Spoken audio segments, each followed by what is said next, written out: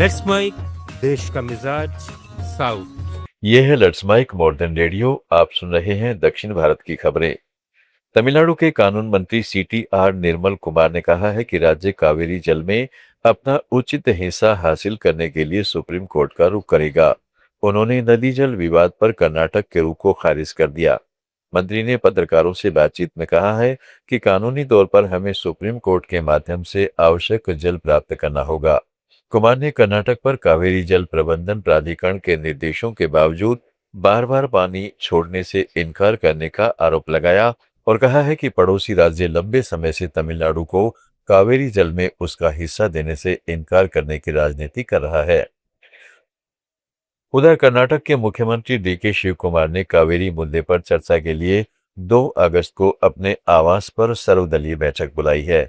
बैठक में कावेरी बेसिन के पूर्व मुख्यमंत्रियों, सांसदों और विधायकों को आमंत्रित किया गया है। बता दें कि कावेरी जल प्रबंधन प्राधिकरण द्वारा कावेरी जल विनियमन समिति के निर्देशों को बरकरार रखने के बाद कावेरी जल बंटवारे का विवाद गहरा गया है। प्राधिकरण ने कर्नाटक को 15 दिनों तक प्रतिदिन 3,500 क्यूसेक पानी तमिलनाडु को देने का आदेश दिया है। कर्नाटक ने गंभीर जल संकट और पेयजल सुरक्षा संबंधी चिंताओं का हवाला देते हुए प्राधिकरण में याचिका दायर की थी। केरल की राजधानी तिरुवनंतपुरम में अपनी तरह का पहला अंतर्राष्ट्रीय प्रकृति फिल्म महोत्सव केरल जनवरी में होगा। केरल की अनूठी जैव विविधता को उजागर करने के साथ साथ वन विभाग इन आयोजन के माध्यम से मलयाली लोगों को वैश्विक संरक्षण प्रथाओं से परिचित कराएगा। INFFK को 2027 से वार्षिक आयोजन के रूप में आयोजित करने की योजना बनाई जा रही है। यह महोत्सव पर्यटन और सांस्कृतिक विभागों, चलचित्र अकादमी और अन्य संस्थाओं की भागीदारी से कराया जाएगा। केरल में समुद्र में मछली पकड़ने पर लगी रोक आज आधी रात से हटा दी जाएगी। मछलियों के प्रजनन समय को देखते हुए मशीनों से मछली पकड़ने पर 52 दिन का वार्षिक प्रतिबंध लगाया गया है। तेलंगाना में बीएसआर के कार्यकारी अध्यक्ष केटी रामाराव फार्मूला ई कार रेसिंग फंड के गबन मामले में नामपल्ली स्थित विशेष एसीबी अदालत में पेश हुए।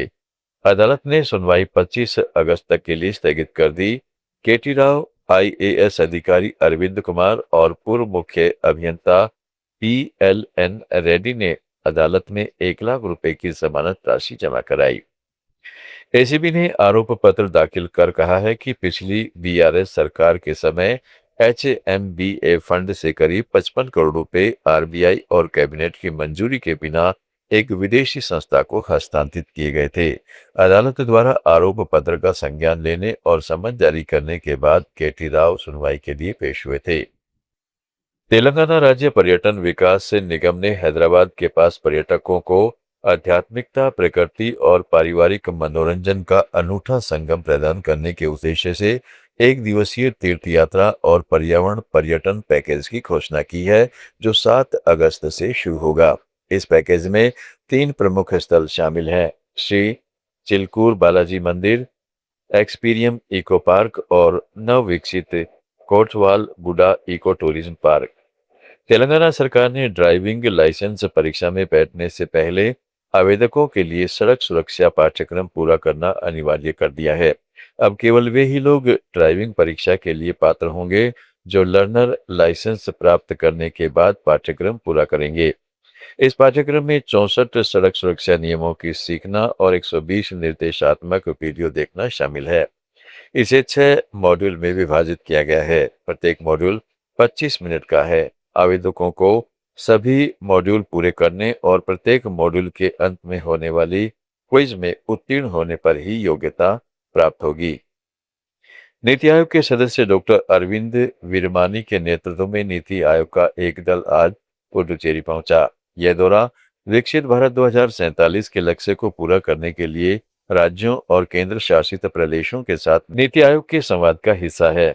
यह दल पुडुचेरी में विकास के प्रमुख क्षेत्रों में हुई प्रगति, सतत विकास लक्ष्यों को हासिल करने के प्रयासों और समावेशी तथा टिकाऊ विकास से जुड़ी योजनाओं की समीक्षा करेगा।